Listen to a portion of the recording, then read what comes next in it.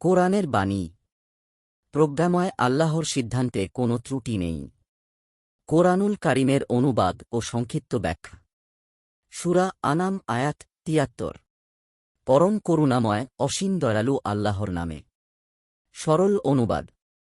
৭৩। তিনিই যথাযথভাবে আসমানসমূহ ও জমিন সৃষ্টি করেছেন। আর যেদিন তিনি বলবেন, হও, তখনই তা হয়ে যাবে।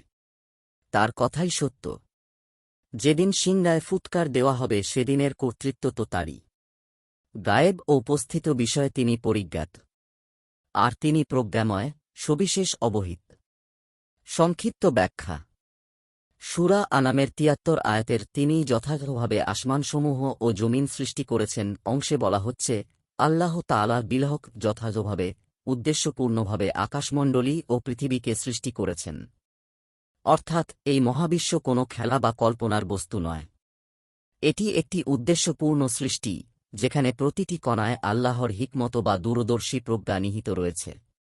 পবিত্র কোরআনের অন্য আয়াতে বলা হয়েছে, আমরা আসমান ও জমিনকে খেলাচ্ছলে সৃষ্টি করিনি।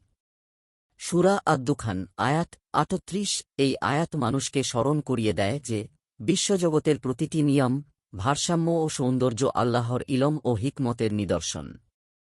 আয়াতের আর যেদিন তিনি বলবেন, হও, তখনই তা হয়ে যাবে, এটি আল্লাহর সৃষ্টির শক্তি ও আদেশের পরিপূর্ণতা বোঝায়।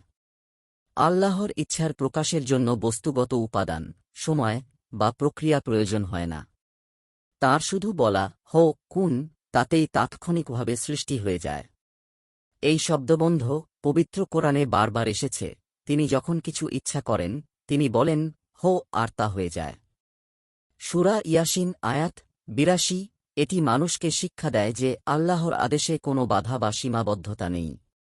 সৃষ্টির সূচনা যেমন তাঁর আদেশে হয়েছিল, তেমনি পুনরুত্থানও তাঁর এক আদেশেই ঘটবে। আয়াতের তাঁর কথাই সত্য অংশের অর্থ, আল্লাহর প্রতিশ্রুতি, ঘোষণা ও আদেশ সবই অবশ্যই সত্য, অকাট্য ও অচ্যুত। তিনি যেভাবে বলেছেন, সেভাবেই তা ঘটবে। মানুষের কথা মিথ্যা, ভুল বা ভঙ্গ হতে পারে, কিন্তু আল্লাহর বাক্য কখনো ব্যর্থ হয় না। সূরা লোকমানের ৩৩ নং আয়াতে বলা হয়েছে, আল্লাহর প্রতিশ্রুতি সত্য। আর পুনরুত্থান সম্পর্কে সন্দেহ করো না। আয়াতের যেদিন সিংহায় ফুঁক দেওয়া হবে, সেদিনের রাজত্ব তো তাঁরই অংশে কিয়ামতের দিনের দৃশ্যপট নির্দেশ করছে। সিংহায় ফুঁক দেওয়া বলতে বোঝানো হয়েছে ইসরাফিল সাল্লাল্লাহু আলাইহি ওয়াসাল্লাম এর ফুঁক, যার মাধ্যমে সমস্ত প্রাণী মরে যাবে এবং দ্বিতীয়বার ফুঁক দিলে তারা পুনরুজ্জীবিত হবে। সেদিন মানুষ বুঝতে পারবে, সকল ক্ষমতা, রাজত্ব ও মালিকানা কেবল আল্লাহরই। অন্য আয়াতে বলা হয়েছে, আজ কার রাজত্ব? একমাত্র আল্লাহ, মহান ও পরাক্রমশালী। সূরা গাফির আয়াত ১৬। এটি পৃথিবীর সব ক্ষমতা ও সাম্রাজ্যের অস্থায়িত্বের প্রতি এক মহাস্মারক। আয়াতের তিনি গায়েব ও উপস্থিত বিষয়ে পরিজ্ঞাততে বলা হচ্ছে, গায়েব মানে যা অদৃশ্য, ভবিষ্যৎ বা মানুষের জ্ঞানের বাইরে। শাহাদাহ মানে যা দৃশ্যমান, প্রত্যক্ষ ও বর্তমান। অর্থাৎ আল্লাহর কাছে অতীত, বর্তমান ও ভবিষ্যৎ সব কিছুই উন্মুক্ত। তাঁর জ্ঞানের বাইরে কোনো কিছুর অস্তিত্ব নেই। সূরা তাগাবুনে মহান আল্লাহ বলেন, তিনি জানেন যা আসমানসমূহে ও জমিনে আছে, আর তিনি জানেন যা তোমরা গোপন করো ও যা প্রকাশ করো। সূরা আত-তাগাবুন আয়াত ৪। আয়াতের আর তিনি প্রজ্ঞাময়, সবিশেষ অবহিত এখানে হাকিম অর্থ, যিনি গভীর প্রজ্ঞার অধিকারী।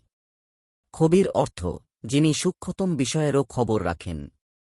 এই দুই গুণের সমন্বয়ে বোঝায়, আল্লাহর প্রতিটি আদেশ ও সিদ্ধান্তে আছে পূর্ণ জ্ঞান ও সর্বোত্তম প্রজ্ঞা। তাঁর বিধান মানুষের কল্যাণের জন্যই প্রণীত, যদিও মানুষ তা সবসময় বুঝতে পারে না।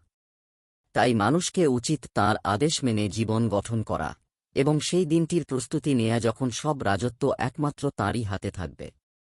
দিন প্রচারের উদ্দেশ্যে ভিডিওটি শেয়ার করুন। লাইক, কমেন্ট, ফলো এবং চ্যানেলটি সাবস্ক্রাইব করে পাশে থাকবেন। মহান আল্লাহ আপনাকে উত্তম যা দান করুক। আমিন।